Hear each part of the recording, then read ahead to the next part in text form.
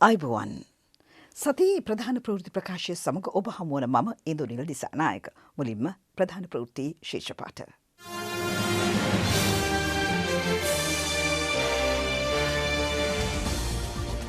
හෙළ චාරිත්‍රවලට මුල්තැන දෙමින් ශ්‍රී ලංකාවාසී ජනතාව අලුත් අවුරුද්ද සමරයි. සූර්ය පැනල තාවකාලිකව අක්‍රිය කරන්නයි විදුලි බල මණ්ඩලය කියයි.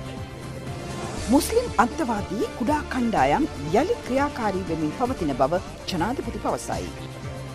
කුඩාවැල්ල දීවර වරායෙන් පිටතට ලොරියකින් මත්ද්‍රව්‍ය කිලෝග්‍රෑම් 117ක් සොයා ගනී. දෙදෙනෙක් අත්අඩංගුවට.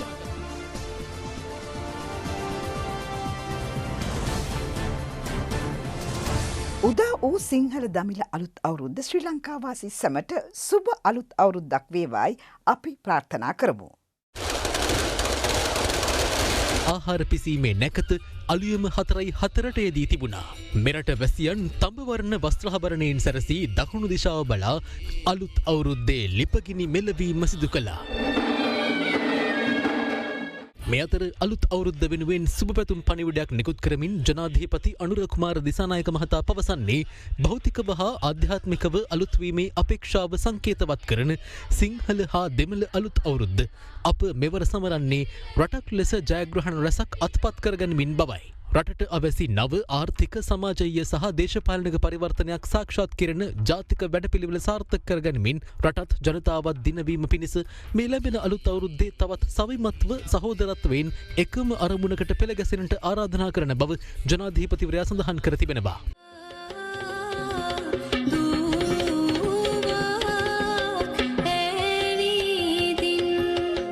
රට මේ ආරම්භ කරපු අලුත් ගමන පරිවර්තනීය ගමනක්, ඉතිහාසය වෙනස් කරන ගමනක්. ඒ ඉතිහාසය වෙනස් කරන පරිවර්තනීය ගමනට හොඳ ආරම්භයක් අපි මේ උත්සවයෙන් ලබා ගත්තා. මේ ඇති කරගත්ත සමගිය, මේ ඇති කරගත්ත සතුට අපේ පවුල කියන එක අපි අලුත් විදියට නිර්වචනය කළා. විශාල පවුලක් දැන් අපි එකතු කරගෙන යනවා. සියලුම ලක්වාසීන් එකතු කරන පවුලක්. ඒ පවුලට සුබම සුබ නව වසරක් කියලා තමයි මම ප්‍රාර්ථනා කරන්නේ. මෙතර නිවේදනයක් නිකුත් කරන විපක්ෂ නායක සජිත් ප්‍රේමදාස මහතා දුක කඳුල වේදනාව වෙනුවට සතුට සම්පත රජ කරවන නව වසරක් වෙනුවෙන් පෙළගැසෙන ලෙස ජනතාවට ඇරියුම් කරනවා. මේ අලුත් අවුරුද්දේ සුපුරුදු අභියෝගසේම නුපුරුදු අලුත් අභියෝගද අප ඉදිරිපිට තිබෙන අතර ඒවා නිසි පරිදි කළමනාකරණය කරගෙන රටත් ජනතාවත් ප්‍රගතිය වෙත රැගෙන යාම අප සියලු දෙනා සතු සාමූහික වගකීමක් බව විපක්ෂ නායකවරයාගේ අලුත් අවුරුදු පණිවිඩයේ සඳහන්. උදා වූ අලුත් අවුරුද්ද වෙනුවෙන් ආගමික නායකින්ද ජනතාවට ආශිර්වාද එක් කළා. ජනතාව අතර නොයෙක් විදිහේ ප්‍රශ්න තිබෙනවා, ජීවත් වීමේ අපහසුතා ආරෝම ඒවා. ඉතින් ඒ ඔක්කොම මැඩ පවත්වාගෙන කවුරුත් සමගියෙන් සමාදානෙන් සතුටින් මේ කාලේ ගත කරන්න ඕන කියන එක තමයි අපි විශේෂයෙන් අනුශාසනා කරන්නේ. අපේ මිතුරුදම් ඒවා වඩා වර්ධනය කරගෙන වැඩිහිටියන්ට ගෞරව සැලකිලි දක්වමින් තමයි අවුරුද්ද සතුටු විය යුත්තේ. අප අතර සහෝදරත්වයක්, අප අතර එකමුතුකමත්, අප අතර යහපත් ගතිගුණත් විශේෂයෙන්ම අපගේ විවිධ ආගමික ශිෂ්ටාචාරයන්ගෙන් අපිට ලැබෙන සම්පතත් ප්‍රයෝජනයට ගනිමින් අපි එකිනෙකා සමග අත්වැල් බැඳගෙන මේ නව වසර තුළ ජීවත් වෙන්නට අධිෂ්ඨාන කර ගනිමු. වහල මත සවිකර ඇති සූර්ය පැනල පද්ධති මේ මස 21 වනදා දක්වා සෑම දිනකම උදෑසන 9 සිට පස්වරු 3 තෙක් තාවකාලිකව අක්‍රිය කරන ලෙස ලංකා විදුලි බල මණ්ඩලයේ ජනතාවගෙන් ඉල්ලා සිටිනවා. අවුරුදු සමය තුළ විදුලි පද්ධති ස්ථායීතාවය ආරක්ෂා කිරීම සඳහා මෙම පියවර ගත යුතු බවයි එම මණ්ඩලය පවසන්නේ. කෙසේ වෙතත් මෙම තීරණයට බලශක්ති විශේෂඥයින් ඇතුළු පාර්ශ්ව රැසක් චෝදනා කරනවා. මේක වෙන තක්කඩි වැඩක්. මේක ආණ්ඩුවට පුළුවන්කමක් නෑ හිතුමතේ වංචනික විදියට ලාභ විදුලිය පද්ධතියට එන එක වළක්වන්න. අද ලංකාවේ විදුලිය ජනනය කරනවා නම් ලාභම සෝලා. ඒ නිසා මේ ලාභම සෝලා නවත්වන්න කිසිම උත්තරයක් නෑ මේ ආණ්ඩුවට. වහාම ශනිකව තීරණයක් අරගෙන බැටරි ස්ටෝරේජ් විදුලි බල මණ්ඩලයේ පද්ධතියට එකතු කිරීම සඳහා අනිවාර්යයෙන්ම කටයුතු කළ යුතුයි. විදුලිය පාවිච්චි කරන්නන්ගේ සංගමය චෝදනා කරන්නේ සූර්ය බලශක්තිය ඇතුළු පුනර්ජනනීය බලශක්ති ක්ෂේත්‍රය අකර්මණය කිරීමට විදුලි බල මණ්ඩලයේ සභාපතිවරයා ඇතුළු ඉහළ නිලධාරීන් කටයුතු කරන බවයි. පුනර්ජනීය බලශක්තිය සම්බන්ධයෙන්ත් මේ ආණ්ඩුව දීලා තියෙන්නේ 2030 වන විට පුනර්ජනීය බලශක්තිය 70%ක් කරනවා. දැන් එකතු කරනව නෙමෙයිනේ. මේක අහිමි කරනවානේ. දාර ලියුම ගහන්නේ ග්‍රිඩ් එක බැලන්ස් කරගන්න බැහැලු. අද ලෝකේ සෝලාර් වලින් පුනර්ජනීය බලශක්තියෙන් බැලන්ස් කරනවා මේ මෙගාවොට් නෙමෙයි. ගිගාවොට් මේ අයට මෙගාවොට් එකක් බැලන්ස් කරගන්න බෑ. ලැජ්ජයි කියන්න. දැන් මේ තක්කඩේ ඇඩේ ප්‍රමුඛයා කවුද? ආචාර්ය තිලක්සිංහ බලාපිටිය මහත්තයා. මෙලෙස සූර්ය පැනල පද්ධතිය අක්‍රිය කිරීම කඩක්කප්පල්කාරී ක්‍රියාවක් බැවින් අවුරුදු උදාවෙන් පසු මේ සම්බන්ධයෙන් අපරාධ පරීක්ෂණ දෙපාර්තමේන්තුවට පැමිණිලි කරන බව සූර්ය බල ඉදිකිරීම් සංගමය අද ප්‍රකාශ කළා.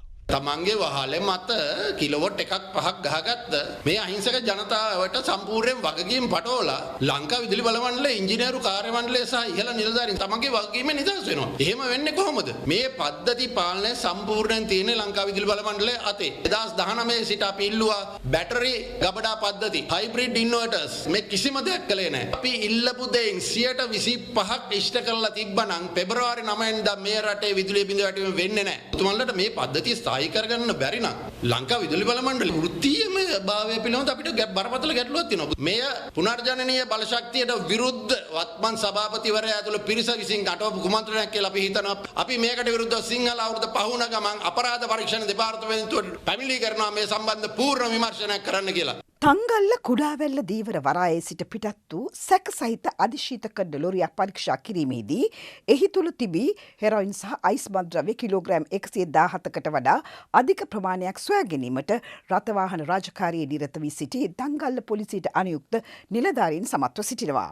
ලොරි රථය පරීක්ෂා කිරීමේදී ඒ තුළ මත්ස්‍ය තොග කිසිවක් තිබී නොමැති අතර මලු 7ක් එහි තිබෙන ආකාරය පොලිස් නිලධාරීන් නිරීක්ෂණය කර තිබුණා. පොලිසිය පැවසුවේ එම මලු පරීක්ෂා කිරීමේදී ඒ තුළ අයිස් මද්‍රව්‍ය කිලෝ 65යි ග්‍රෑම් 720ක් සහ හෙරොයින් කිලෝ 52යි ග්‍රෑම් 280ක් සොයාගත් බවයි. එමෙන්ම සැටලයිට් දුරකථන දෙකක්ද එහි තිබී පොලිස් භාරයට ගනුණා. ඒ වන විට ලොරි රථය තුළ පුද්ගලයන් තිදෙනෙක් සිට ඇති අතර ඉන් අයෙක් පලා ගොස් තිබෙනවා.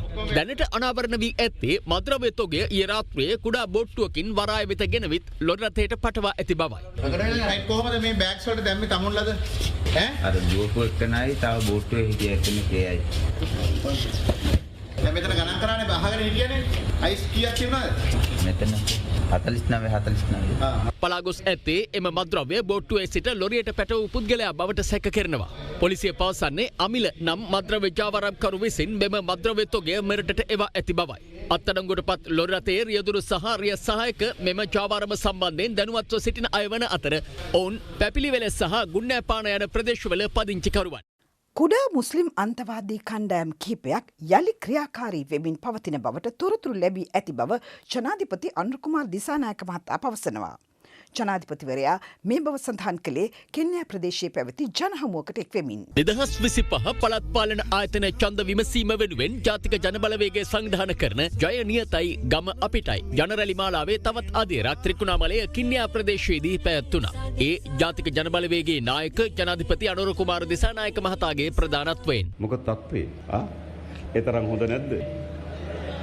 මේ ස්ථානයට මම කීප අවස්ථාවක් ඇවිල්ලා තියෙනවා. ආරම්භයේදී මෙනකොට ගොඩක් අය අර වැටෙන් එහා පැත්තේ තමයි වැඩියෙන් හිටියේ. එහෙම නැත්නම් අර පාරේ වගේ තමයි කට්ටිය හිටියේ. හැබැයි හරි සතුටුයි. අද දහස් ගණනක් අපි ආසන්නයට ඇවිල්ලා ජාතික ජනබලවේගයට එකතු වෙලා ඉන්නවා. ඒ පිළිබඳ ස්තුතියි තමුන්නාන්සේලාට.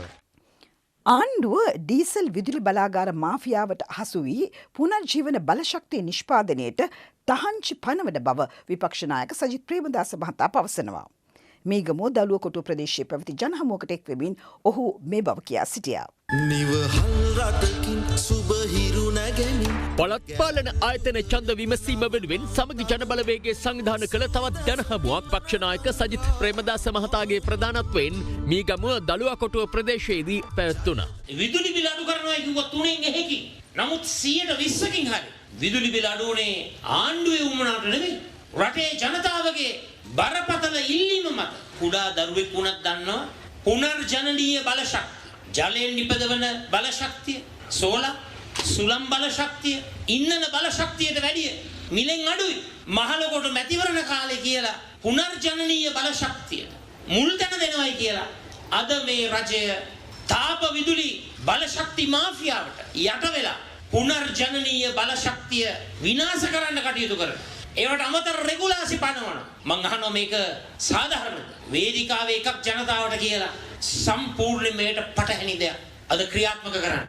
ඔස්ට්‍රේලියාවේ උතුරු වික්ටෝරියානු සංස්කෘතික සහ සුබ සාධන පදනම 11 වන වරටත් සිංහල සහ දමිළ අලුත් අවුරුද්ද වෙනුවෙන් සංවිධානය කළ අවුරුදු උත්සවය පසුගියදා ක්‍රෙඩිබර්න්හි ඇන්සෙක් ක්‍රීඩාංගණයේදී පැවැත්වුණා. අප මේ සංගමය පවත්වුණේ 2005 වසරේ මේ වනතෙක් 2025 කියන්නේ අවුරුදු 20ක් ගත වුණා. මේ අවුරුදු 20 ඇතුළත අවුරුදු 11ක් නොකඩවා උතුරු වික්ටෝරියානු ශ්‍රී ලංකන් සුබසාධක සහ සංස්කෘතික සංගමේ අවුරුදු උත්සව පැවැත්වුවා. මේ 11 වෙනි වතාවට මේ 11 වෙනි වතාවේ මං හිතන්නේ අද තමයි හොඳම පැහැපත් අවස්ථාව. ඉතින් බොහොම සන්තෝෂයි කියන්න ශ්‍රී ලාංකික පාරම්පරික නැටුම් ගැවුම් බලාගන්න වගේම ඒ වගේම ශ්‍රී ලාංකික ආහාර පාන වලින් අති සාර්ථකයි. Today we're here at Suryodhania 2025 and today I'm here with one of our local businesses, J&J Real Estate.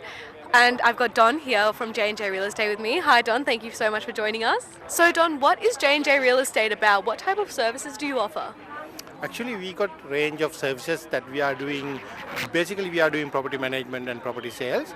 Apart from that, we are doing mortgage brokering, capital improvement for the properties, and we are educating our customers to where they can invest, where the correct location for them to invest. Good afternoon. My name is Sarah and I'm happy to be joined by Professor Tissa Wijeratne today on Channel 31. We are here today at the Sri Lankan News Festival in Craigieburn, Victoria. And it's my pleasure to introduce Professor Tissa Wijeratne from his regular segment on Channel 31. I'd like to introduce him now to speak into why we're here today with the Migraine Foundation.